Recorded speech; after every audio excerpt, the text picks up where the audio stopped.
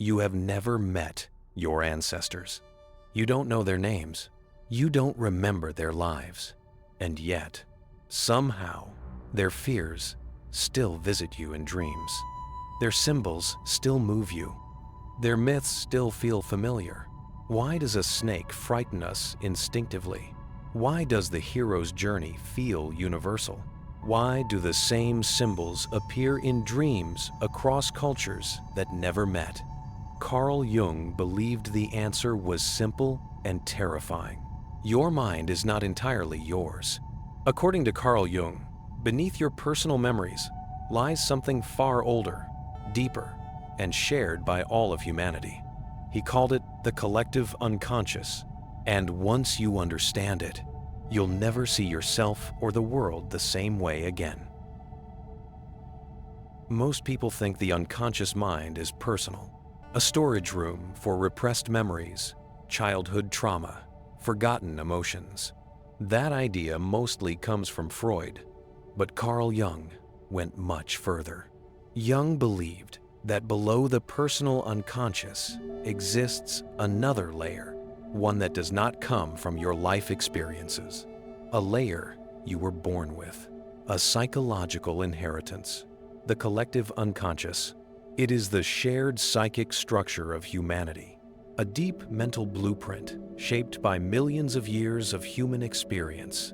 According to Carl Jung, this hidden layer explains why myths repeat across civilizations, why symbols feel meaningful without explanation, why dreams speak in images instead of logic, why certain stories feel timeless. In this video, we will explore what the collective unconscious really is, how it shapes your dreams, fears, and desires, the role of archetypes, and why ignoring it leads to psychological imbalance. Carl Jung divided the unconscious into two distinct layers. The personal unconscious. This is what most people think of when they hear unconscious. It includes forgotten memories, repressed emotions, personal trauma, experiences too painful or insignificant for consciousness. This layer is unique to you. The collective unconscious. This is where Carl Jung breaks radically from Freud.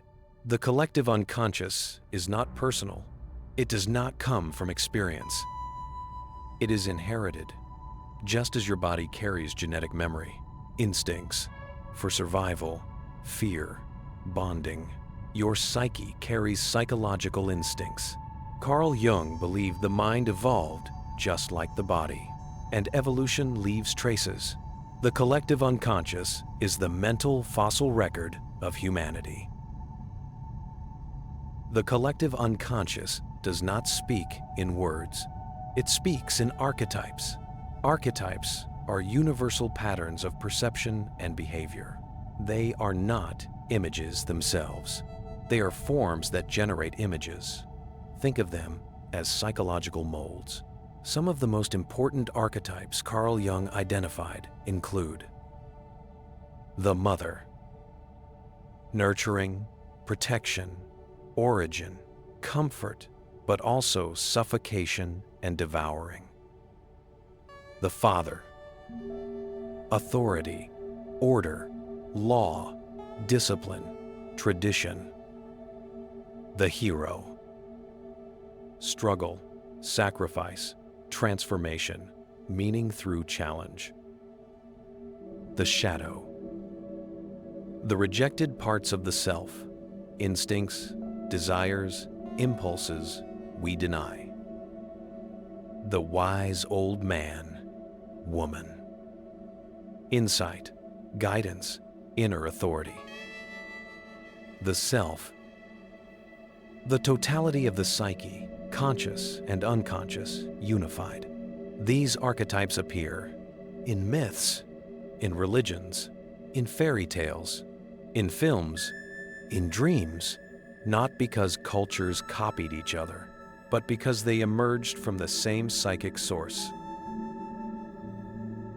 Why does nearly every culture have A creation myth, a flood story, a hero who descends into darkness, a god who dies and is reborn. Jung's answer was shocking. These stories are not invented. They are remembered. Myths are expressions of the collective unconscious made visible. They are psychological truths disguised as stories. That's why modern films still follow ancient patterns. Star Wars, The Matrix, The Lord of the Rings. They resonate because they activate archetypes already inside us. You don't learn these stories. You recognize them. For Jung, dreams were not random. They were communications. Dreams use symbols because symbols are the native language of the unconscious. And sometimes, dreams contain symbols that do not belong to your personal life. A person dreams of ancient temples, mythical creatures, religious imagery they never studied. Carl Jung believed these dreams emerged from the collective unconscious.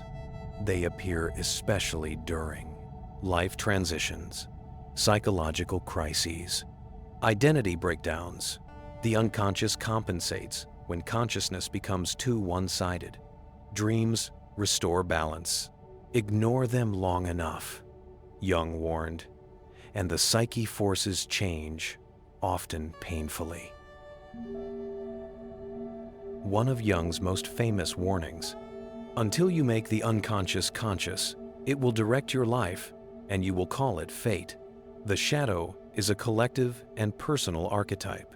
When societies repress their shadow, violence explodes, ideologies become extreme, projection increases. The monsters we refuse to face internally return externally.